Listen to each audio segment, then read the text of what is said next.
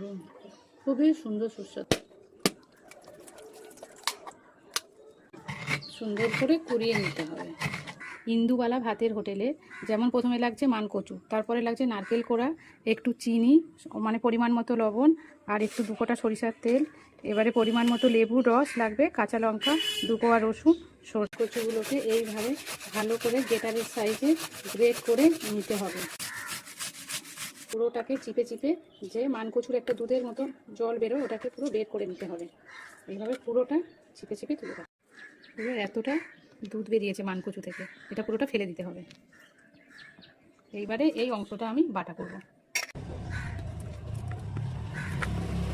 সরিষাটা নিয়ে নেবো, সরিষার মধ্যে একটু লবণ দেবো, তারপরে ঝালটা যেমন স্বাদ অনুযায়ী যে যেমন ঝাল খাবে তেমন।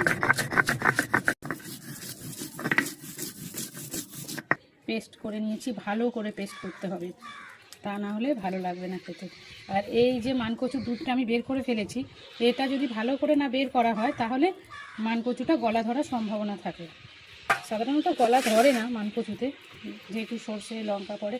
এইবার এই বাটির মধ্যে যে একটু তেল ছিল, এই তেলটার মধ্যে দিয়ে সব একসাথে মিশিয়ে নিতে হবে, ভালো করে মিশিয়ে নিতে হবে।